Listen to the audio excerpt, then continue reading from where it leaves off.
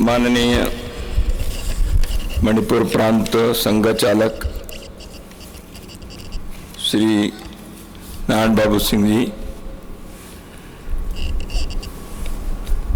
इस बौद्धिक वर्ग के कार्यक्रम में उपस्थित संघ के सभी अधिकारी वर्ग, सभी कार्यकर्ता बंधुओं, स्वयंसेवक परिवार से यहाँ आए एकत्रित श्रद्धेय माता भगिनी, आप सभी का दो कारणों से मैं अभिनंदन भी देना चाहता हूं और आपके कष्ट के समय में साथ में रहने का एक अभिवचन देने के लिए भी आया हूं।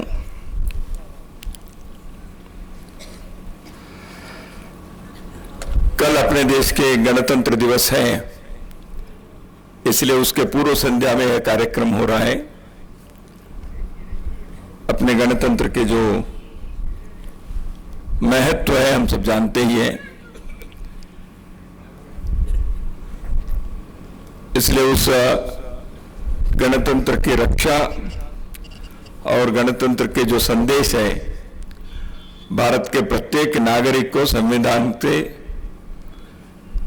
प्रदत्त सब प्रकार के अधिकार और सभी साथ में रहने के लिए जो एक आश्वासन है, तो इस संविधान के वचन के प्रति हम प्रतिबद्ध रहें और देश जिसमें मणिपुर एक महत्व का हिस्सा है, हम सभी निरंतर प्रगति करें, सब प्रकार के चुनौतियों का स्वीकार करते हुए भी अपनी प्रगति की यात्रा निरंतर चले, यही शुभकामना देना चाहता हूं। दूसरा एक अभिनंदन का कारण है कि जैसे अभी माननीय संघ चालक जी ने उल्लेख किया, यहां हम इस नए परिसर में एकत्रित हुए हैं। संघ के स्वयंसेवकों ने समाज के लिए जो सेवा कार्य करते हैं, समाज के उन्नति के लिए, उत्कर्ष के लिए, समाज के सहयोग के साथ अपने समाज की सेवा करने के लिए विभिन्न प्रकार के जो उपक्रम चलाते हैं, उसमें इस प्रकार के एक विभिन्न सेवा के केंद्र प्रारंभ करते हुए इस कार्य में जो लगे हैं राष्ट्रीय स्वयंसेवक संघ के कार्यकर्ता, उनके गतिविधि भी चले। इसके लिए एक मणिपुर में पहले भी ऐसे स्थान हमारे पास रहा ही है केंद्र, और अधिक सुसज्जित, अधिक व्यवस्था के साथ एक नए परिसर में हम यहां आए हैं।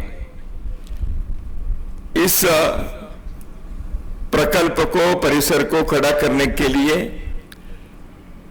जिन सभी स्वयंसेवक कार्यकर्ताओं ने, उनके परिवार के सदस्यों ने और समाज के लोगों ने भी जो सहयोग दिया, उन सबका मैं हृदय से अभिनंदन करता हूं, बधाई देना चाहता हूं, क्योंकि आपने ऐसे एक उत्तम कार्य संपन्न करके एक प्रेरणा केंद्र को यहां खड़ा किया है। वैसे मणिपुर में मुझे कुछ और पहले ही आना चाहिए था।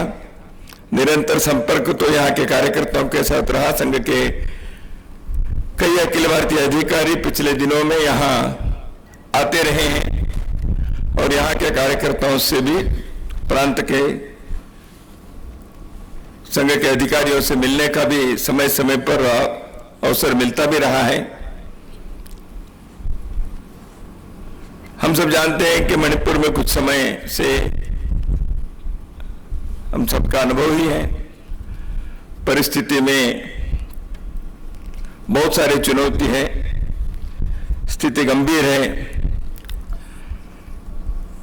मुझे उसका वर्णन करने की आवश्यकता नहीं है, आप सभी उसको भुक्तभोगी हैं। लेकिन मणिपुर में न रहते हुए भी संघ के स्वयंसेवक, सुदूर प्रांतों में रहने वाले कार्यकर्ता भी यहां के समाज के जो भी संकट है, कष्ट है, चुनौतियां हैं, उसके लिए उनका हृदय द्रवित होता है, संवेदना व्यक्त करते हैं और अपने ही शरीर को यदि किसी भाग में जख्म होता है, घाव होता है, दर्द होता है, संकट होता है, तो जैसे हम उस दर्द का अनुभव करते हैं, वैसे पूरे देश के हमारे सभी कार्यकर्ताओं ने, अपने सारे समाज ने उसका अनुभव किया ही है। मैं मणिपुर के लोगों के सामने और क्या कहूं, परिस्थिति ऐसे होती है, कई बार उतल पुतल होता ही है समाज जीवन में, कई बार समस्याएं आती है, कष्ट आता है, मानसिक तनाव और शारीरिक कष्ट दोनों यहां के लोगों ने अनुभव किया है। पहले भी कई बार मणिपुर के समाज में अशांति, किसी न किसी प्रकार की हिंसा कांड यह रहा है, लेकिन एक अच्छे परिस्थिति भी बीच के कुछ समय शांति रही, प्रगति हुई, समाज आगे बढ़ने के एक अच्छा कालखंड भी बीच में रहा। उससे पहले के दिनों को हम सब अनुभव करते हैं। मैं तो मणिपुर में पिछले 30-35 वर्षों से संगठन के कार्य के निमित्त इस प्रांत के अन्य अन्य स्थानों पर भी मैंने प्रवास किया है, जैसे सभी संघ के कार्यकर्ता करते ही हैं। सैकड़ों अपने स्वयंसेवक कार्यकर्ताओं के घर परिवारों में जाने का अवसर भी मुझे मिला है और वर्षों से कई कार्यकर्ताओं से परिचय संबंध भी हैं। तो इसलिए अपने परिचय के, अपने संबंध के, अपने कार्यकर्ताओं के जीवन में जब संकट आता है, स्वाभाविक रूप से अपने मन को भी कष्ट होता है। लेकिन संघ के स्वयंसेवक हम ऐसे हैं कि परिस्थिति को झेलना भी हम सीखे, समाज को आश्वासन देने का भी कर्तव्य हम करते हैं। सब प्रकार के उतल पुतल में, उतार चढ़ाव में अपने को स्थिर रहकर, धैर्य से रहकर समाज को संरक्षित करने का, संवर्धन करने का एक प्रण व्रत प्रतिज्ञा हमने ली है। इसलिए संघ के कार्यकर्ता डटे रहता है, मन के अंदर कष्ट होता है,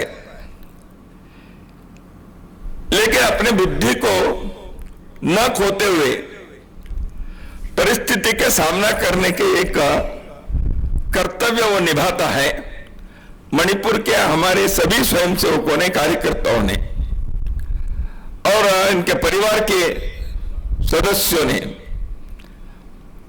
इसका एक अत्युत्तम उदाहरण आप लोगों ने प्रस्तुत किया है। परिस्थिति गंभीर रही, स्थिति आसान नहीं थी, सब प्रकार के कष्ट रहा, लेकिन हमारे कार्यकर्ताओं ने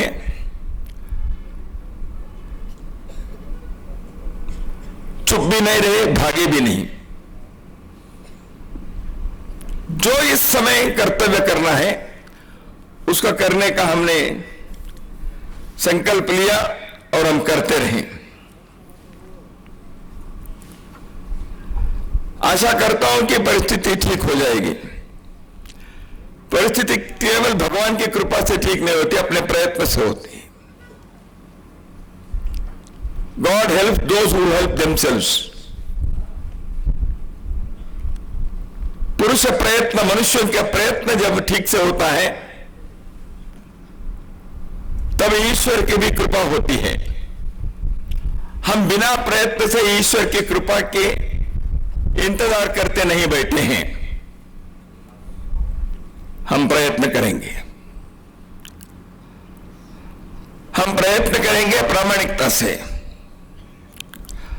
हम प्रयत्न करेंगे मन के स्थैर्य से और धैर्य से, हम प्रयत्न करेंगे समाज पर विश्वास रखते हुए, हम प्रयत्न करेंगे क्योंकि हमारे प्रयत्न प्रामाणिक होने के कारण इसका यश मिलेगा ही। इस प्रकार के एक हृदय के अंदर धारणा बनाकर हम इस कार्य में आगे बढ़ रहे हैं। हम देखते हैं पिछले कई शतकों में, दशकों में, कई वर्षों से भारत में देश स्वतंत्र होने के पश्चात भी भिन्न भिन्न राज्यों में, भिन्न भिन्न भागों में, समाज में कई प्रकार के संकट और चुनौतियां आए। कश्मीर के घाटी में, कश्मीर में रहने वाले हिंदू समाज जिस प्रकार के कष्ट को उनको सामना करना पड़ा दशकों तक, हम जानते हैं। देश की एक सीमा के प्रांत बहुत प्रकार के दर्द को उनको सहन करना पड़ा।